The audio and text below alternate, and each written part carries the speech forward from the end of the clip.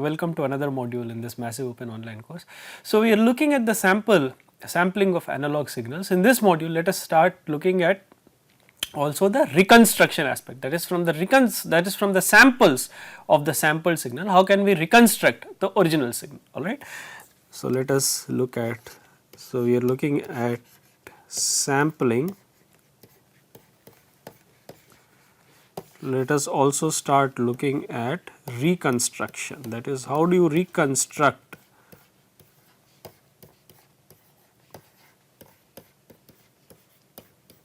that is if you want to reconstruct the original samples, how do you reconstruct the original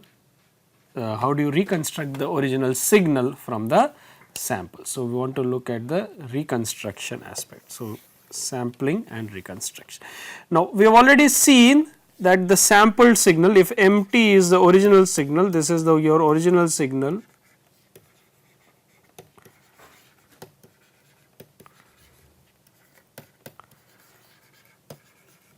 Now, the sampled signal M delta t is given by multiplying this by an impulse train, that is MT times summation n equal to minus infinity to infinity delta t minus NTS. This is your impulse train, correct. So, this is your impulse train, which is a series of impulses at every multiple of the sampling time interval Ts, okay, where sampling frequency Fs equals 1 over Ts, okay. Fs is the sampling frequency, this is our sampling frequency.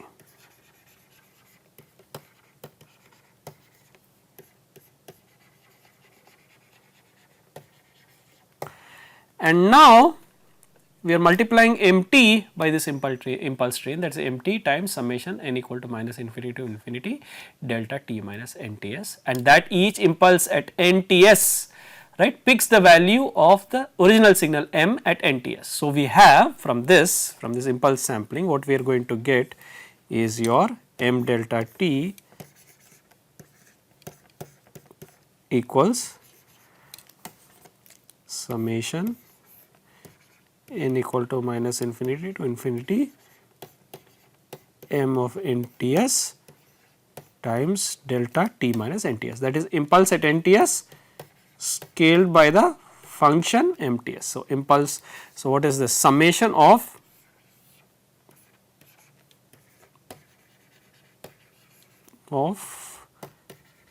impulses at NTS scaled by impulse at NTS scaled by the function, that is M at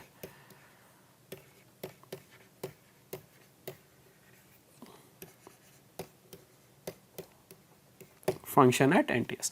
Now, also when we looked at the frequency response, we looked at the Fourier transform of this, that is if M delta t has a Fourier transform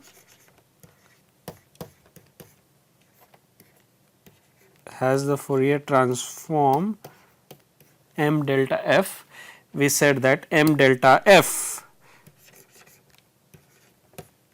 is basically M of f convolved with, since in the time domain we are multiplying, in the frequency domain we have to convolve with the frequency response of the impulse train, and the frequency Fourier transform of the impulse train we have already seen is summation is Fs summation n equal to minus infinity to infinity delta f minus nfs, which is equal to Fs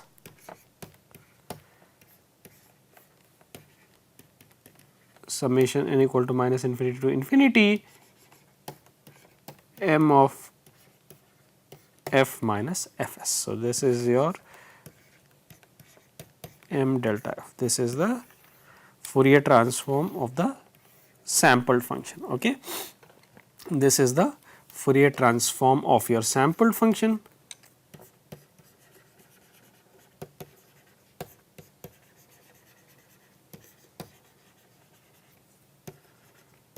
or basically the spectrum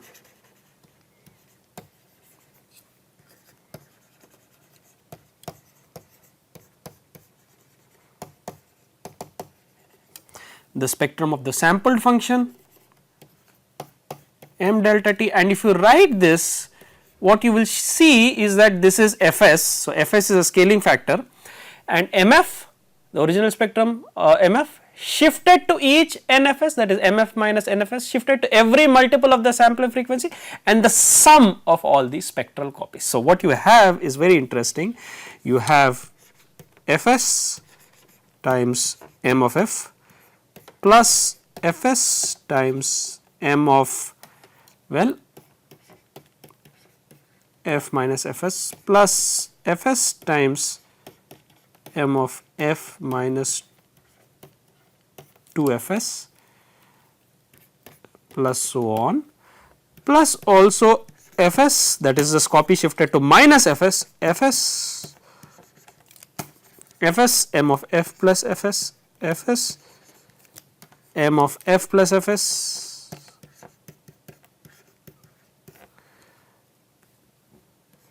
plus Fs m of f plus 2 Fs, that is copy shifted to minus 2, and so on. Alright. So, this is basically the sum of spectral copies, shifted to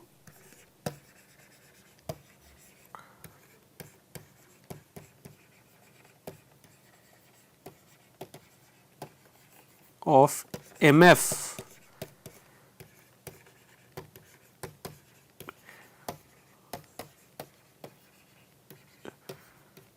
shifted to each NFS, where n shifted to each NFS, where n is any integer, Fs is the sampling frequency. So, therefore, this is a very beautiful frequency domain interpretation.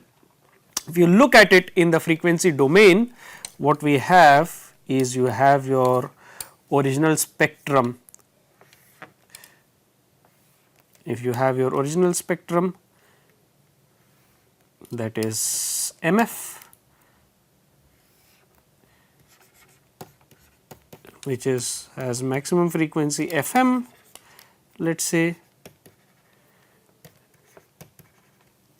minimum frequency, that is from minus FM to FM, that is its support, or where it is non-zero is from minus FM to FM, the maximum frequency is FM, this is the maximum frequency.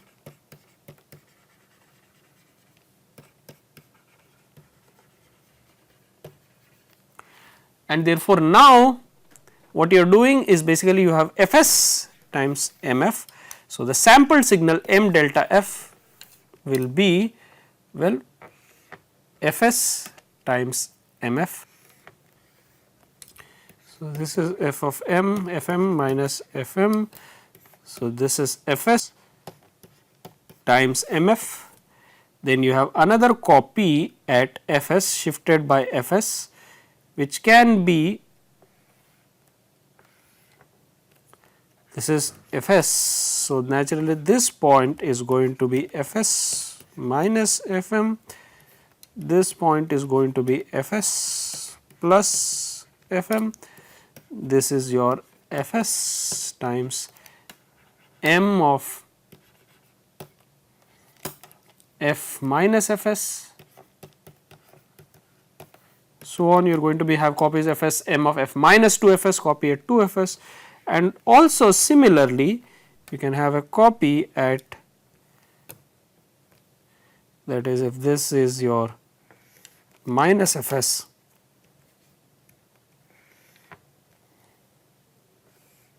and this is minus Fs. So, naturally this point is going to be minus Fs plus Fm, this point is going to be minus Fs minus Fm, and now you can see there is an overlap here, there is a possibility of overlap of spectral copies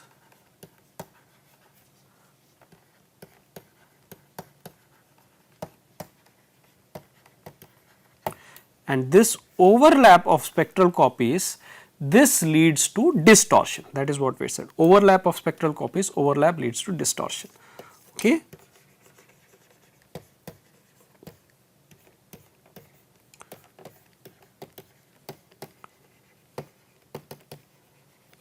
Distortion means that the sampled spectrum is a distorted version of the original spectrum, that is m delta f, that is sampled spectrum. What does this imply? Sampled spectrum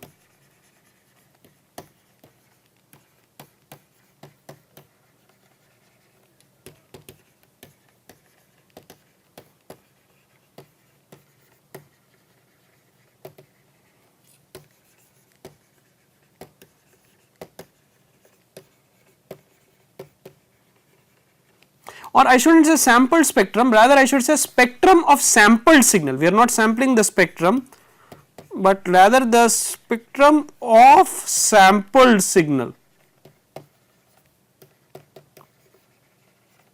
Spectrum of sample signal is a distorted version of the original spectrum, and this distortion is termed as, this is very important, this distortion is termed as aliasing. We have said that this distortion is termed as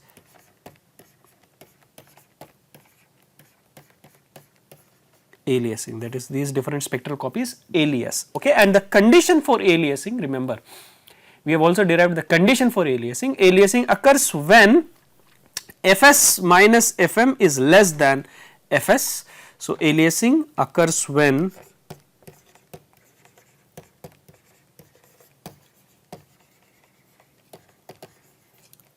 if fs minus fm is less than fm, that implies fs less than 2 fm, that is sampling frequency is less than twice the maximum frequency. So, this is the condition for aliasing. Therefore, to avoid aliasing we need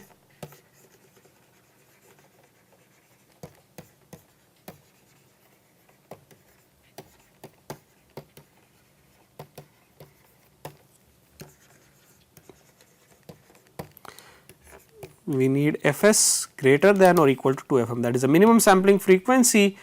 To avoid aliasing or the distortion caused by aliasing is fs greater than or equal to avoid aliasing we need fs greater than or equal to 2 fm, where fm is the maximum frequency, and this is known as the Nyquist criterion.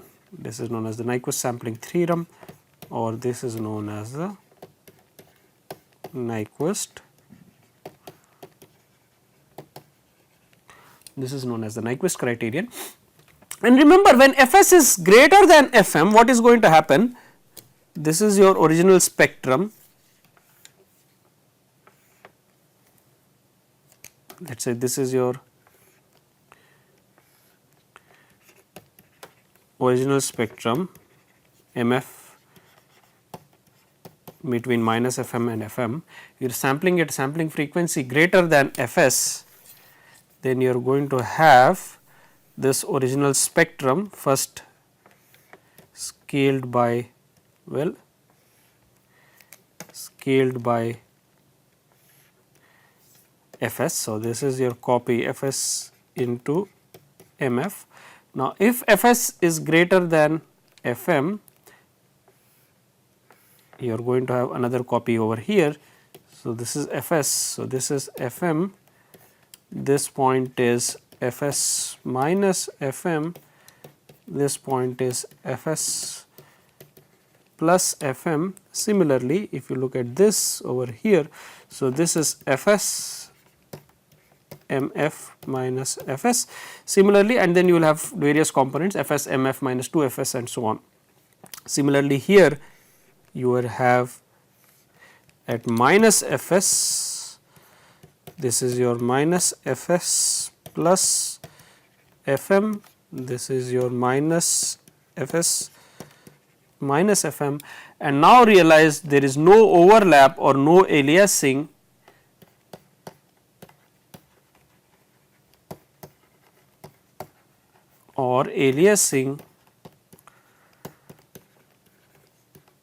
if fs greater than or equal to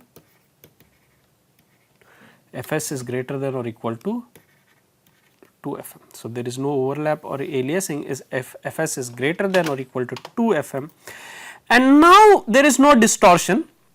Alright, since the sampling frequency is greater than or equal to twice the maximum frequency, there is no distortion. Now, you can see that we can reconstruct the original message signal from this sample spectrum, and the way to do that is by filtering this copy, the copy of the spectrum which is intact at the frequency 0, that is we have Fs times Mf which is intact in the baseband, that is which is intact at which is centered around the 0 frequency. I can extract that by low pass filtering this with an ideal low pass filter. Okay. So, now I can extract this. Now, this is, remember, this is Fs, this is 0. So, this is your Fs by 2, Fs over 2, sampling frequency by 2, this is your sampling frequency by 2. Now, I can extract this by low pass filtering this, you can clearly see if I have low pass filter with cutoff at Fs by 2 and there is a scaling factor of Fs. So, this has to be 1 over Fs, the height of this has to be 1 over Fs equal to Ts. So, now I can reconstruct the original. So, now we realize something interesting, I can reconstruct if there is no aliasing. Remember, if there is no aliasing, that is an important condition.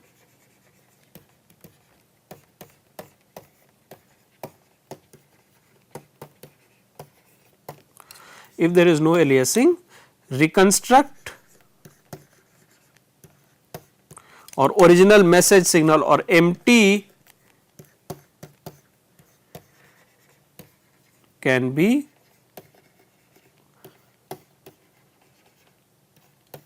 reconstructed, that is original signal can be reconstructed by passing m delta t through a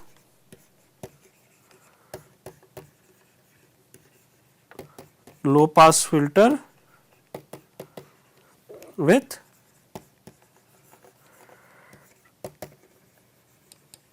cutoff frequency equals Fs by 2. The cutoff frequency of the low pass filter is Fs by 2, that is it is 1 if f magnitude f is less than Fs by 2 and 0 otherwise, and also there is a scaling of Fs. So, to invert that you have to multiply by 1 over Fs, therefore, and so cutoff frequency is Fs by 2 and the height of the response is 1 over Fs, that is Ts, and frequency and height and frequency response magnitude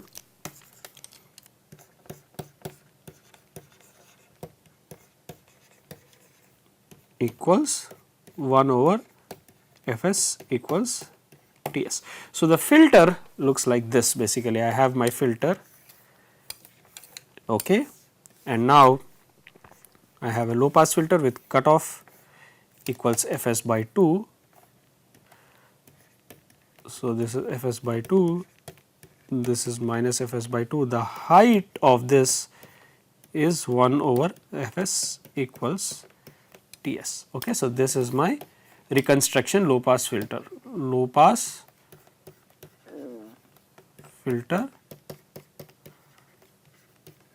for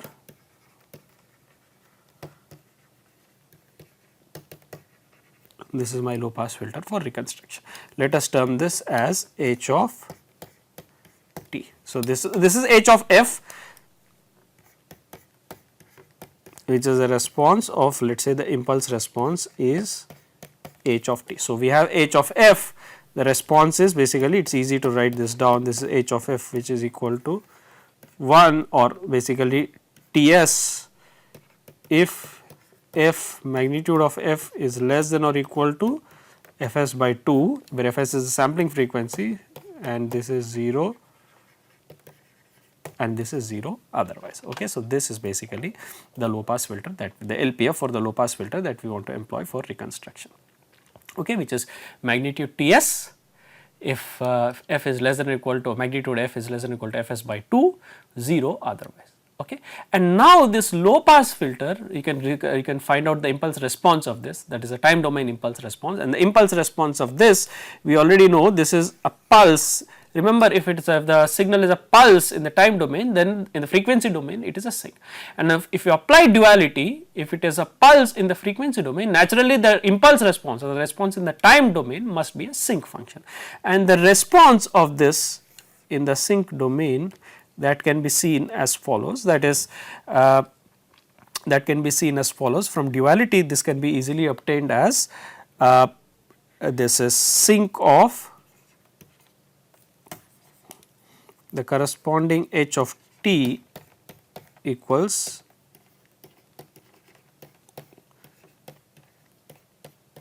sinc of fs comma sinc of fst. Okay. So, this is basically the sinc of fst, that is a sinc function in the time domain. This is where sinc of x, remember sinc of x equals sin pi x by pi x. So, sinc of fst h of t equals sinc of fst equals sin of pi fst divided by pi fst, where fs is the sampling frequency. Okay. So, this is the sinc function in the time domain, and we can derive this, and this can be derived by, let us note that this can be derived by duality.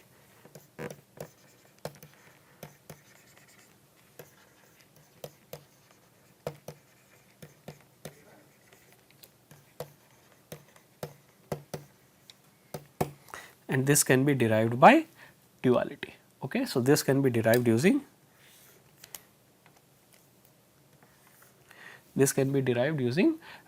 duality. Okay. And therefore, what we have, this can be derived by using the principle of duality, we know that, the principle of duality. Okay. Now, therefore, we have this signal mt. So, what we have to do to reconstruct the signal for reconstruction. Now, let us highlight that procedure for reconstruction.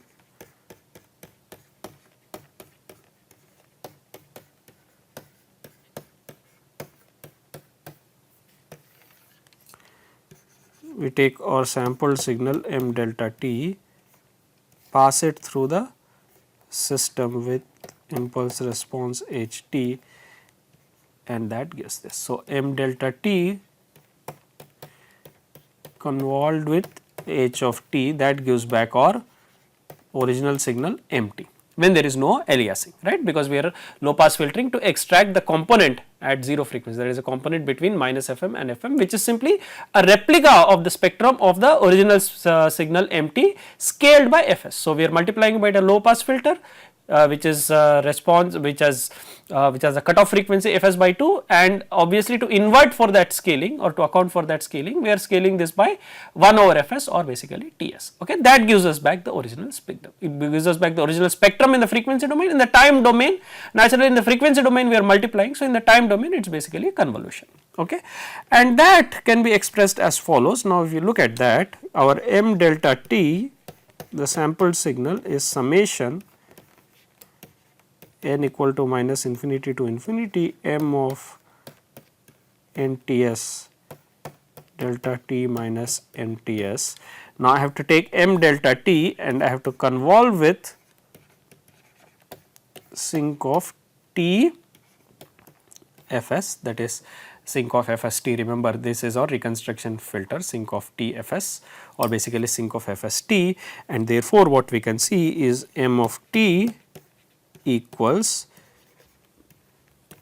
m delta t convolved with sinc of fst, which is equal to basically, now we have our m delta t. Also, I can write this as convolution is commutative. So, I can write this as sinc of fst convolved with, I can interchange m delta and sinc. So, this is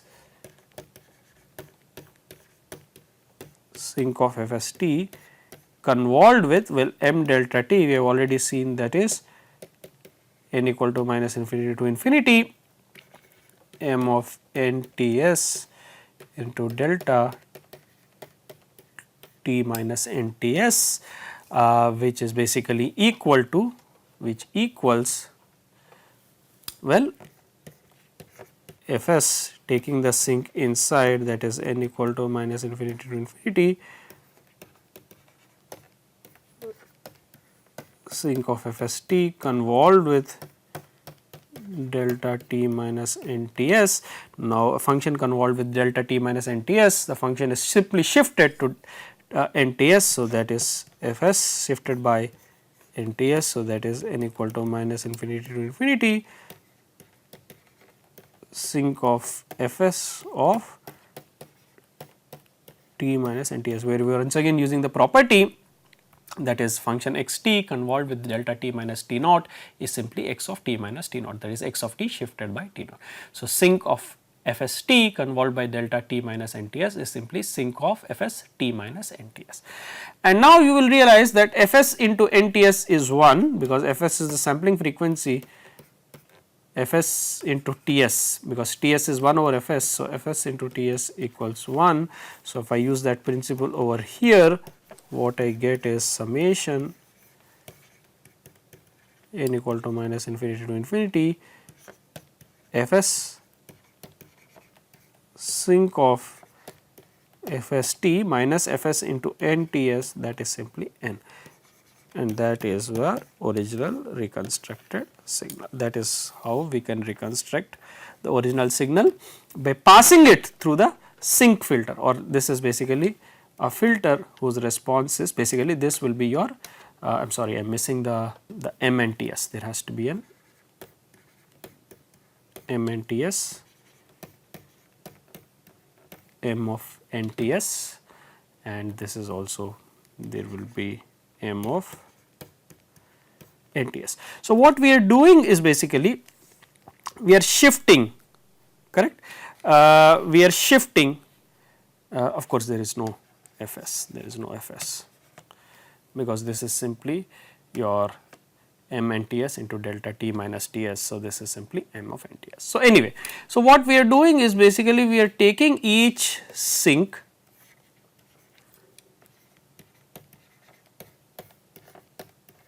Fs, shifting it to NTS,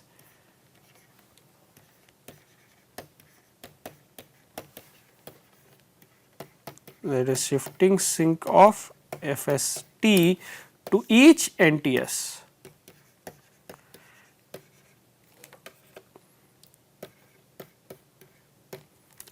to each NTS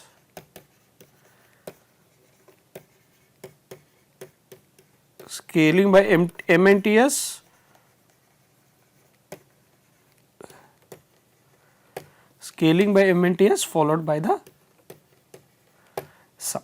So, what we have essentially is basically, and remember sinc of FNTS, sinc of FST, the zeros, this is equal to basically sine of pi FST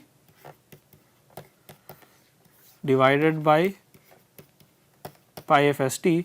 So, this is zeros are at, the zeros of this are at integer multiples, that is at k times Ts, because this is at every k times Ts, this is sine of pi Fs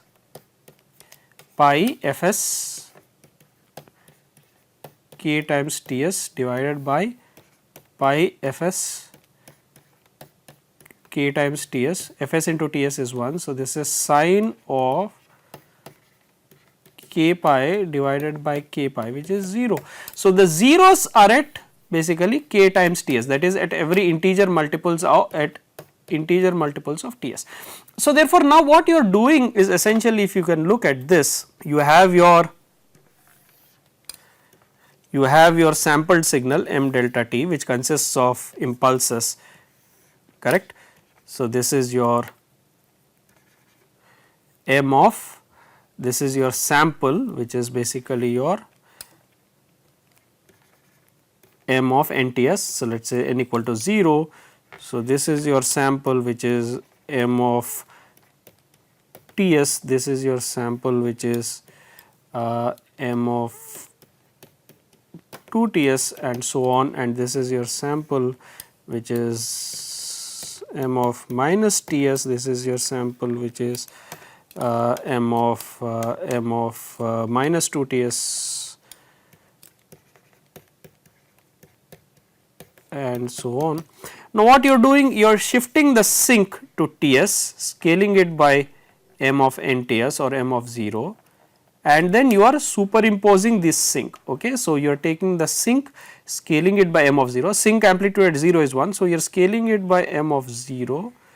So, now and remember that is one sinc whose zeros are at, remember this. So, this is Ts, this is 0, this is 2 Ts, okay, these are 0.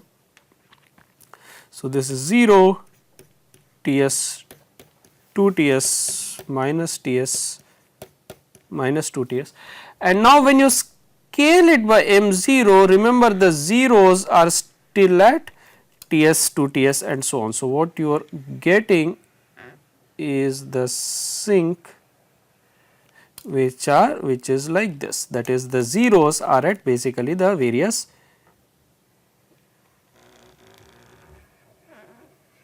samples.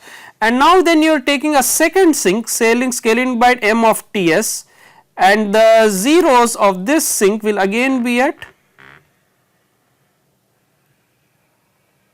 this is an important property of the zeros of this, which is basically scaled by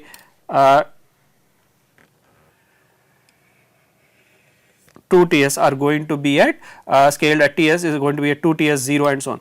And then you are taking another sinc, shifting it to minus Ts, and the zeros of this are going to be at these are going to be at, well, minus Ts is going to have zeros and so on.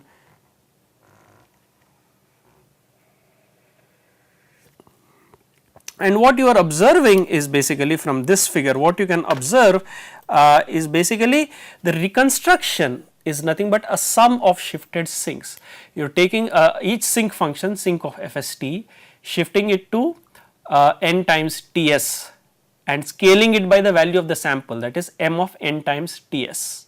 Okay, scaling it by the sample m of n times Ts, and then basically summing of all these shifted scaled sinc copies.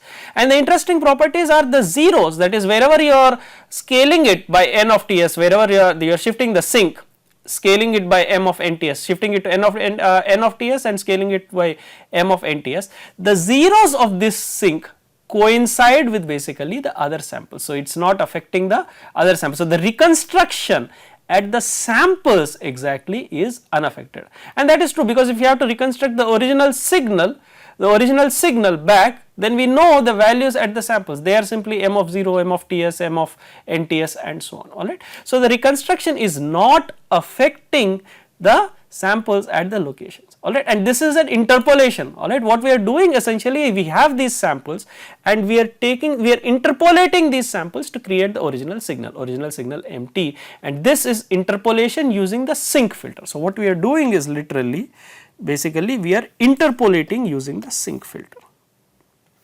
This process is basically we are interpolating the samples.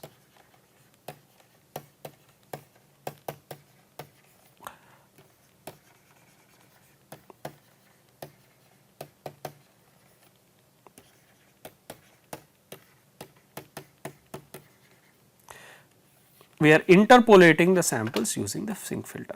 And what is a reconstruction? If you look at this relation over here, that is m of t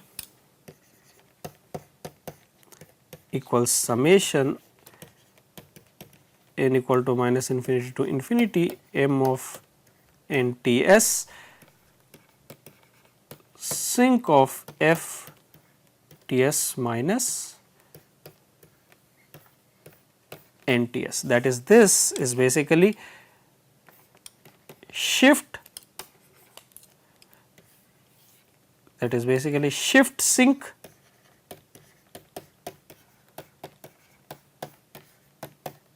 FTS to each NTS scale by MNTS and sum all shifted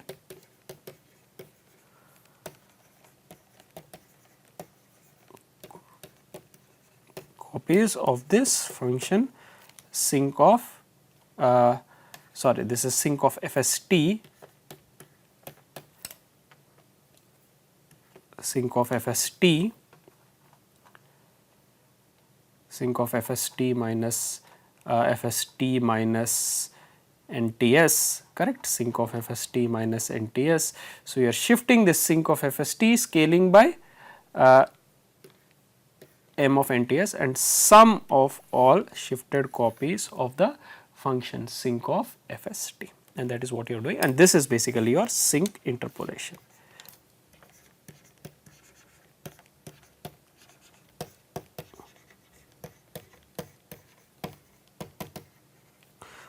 Or basically interpolation, sinc is the interpolation filter. So, interpolation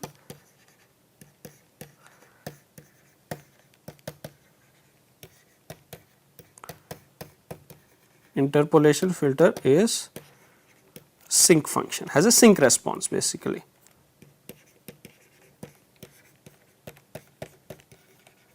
In the time domain.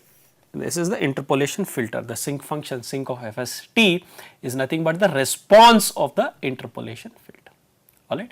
So, basically what we have illustrated is how to reconstruct the original signal, which is very simple. When we do not have aliasing, when Fs is greater than 2 FM, then we can low pass filter it with cutoff frequency Fs by 2, and to invert the scaling we can have the height of the filter or the magnitude response of the filter is 1 over Fs, that is Ts.